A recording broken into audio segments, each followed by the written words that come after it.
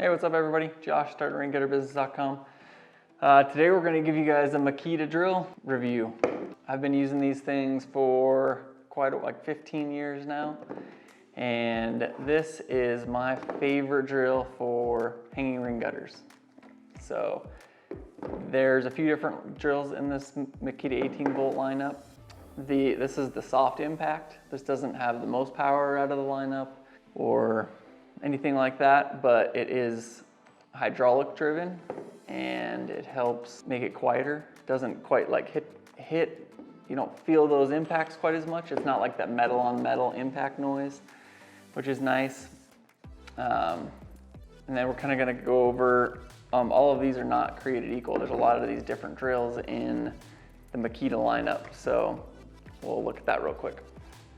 So they do make some cheaper versions. This is like one of their base model 18 volts.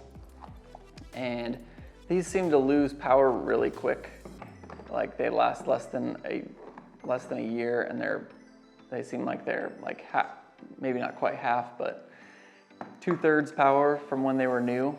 So kind of beware of that. When you spend a little bit of extra money on these, you can really notice a difference when you're using them every day. So I try to avoid these. I only get them if it's like the only thing on the shelf when I need one.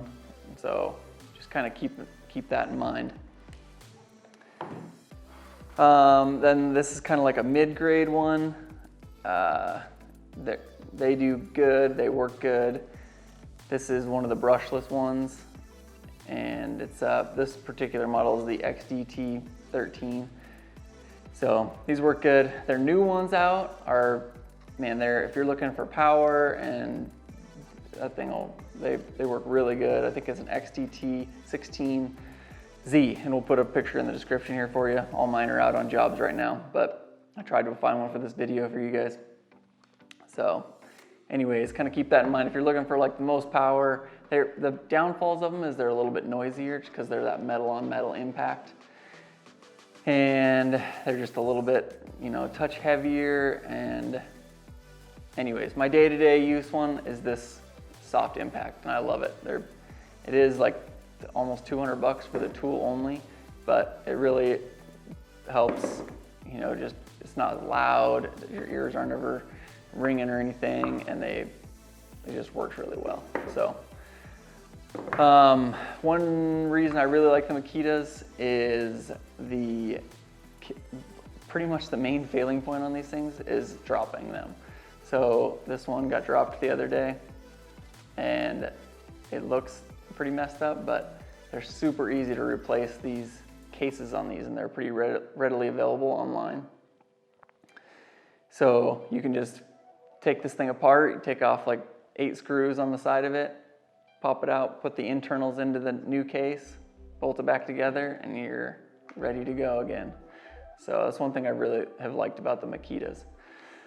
I have tried some other brands. This is a Milwaukee Fuel. This is also the hydraulic driven version of theirs, and it's called the Surge. And they're just a little bit like boxier, a little clunkier. Milwaukee makes great stuff, and I'm not bashing it. I mean, the battery life's great. I mean, similar to Makita, there's no performance downfalls of it, but they're just a little bit, awkward. Like your hand doesn't quite fit into the back part of the drill as well. Trigger's in a little different spot. This particular one has the different modes down here. And I've had this stupid thing switch to mode 1 while I'm hanging like a long ring gutter. And so I'm sitting there trying to click it back to the fast mode while I have this gutter like bouncing on the roof. So that is definitely one downfall of this one. The XDT 16Z that I mentioned earlier actually has that mode changing right above the trigger. So that's super nice to be able to, like, if your drill's not working like you think it should and you're trying to focus on getting something done, you can just pop up right above the trigger and get that mode change to the one you need and get the job done. So Another thing I noticed right when it seems better now, but when I first bought this Milwaukee, the 1/4-inch hex in here seemed to, or it held that bit so tight in there that it was not completely straight. So when you put a 6-inch gutter screw bit on here, like an extension bit, the thing would wobble a little bit, and that has made it really tough to be consistent with it.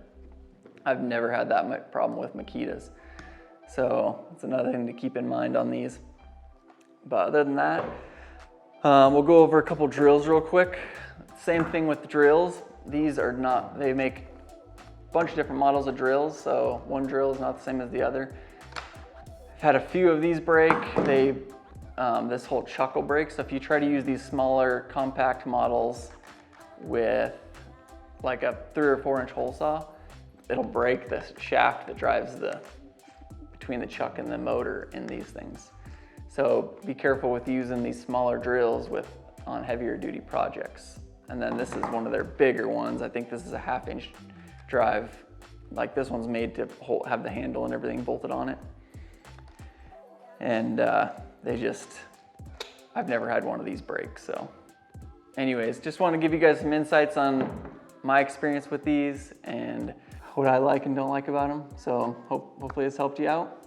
We'll have some links below in the description, some affiliate links for Amazon that you guys can look at these drills, and if you guys are in the market for one, get one from me. And thanks for watching. We'll see you on the next one.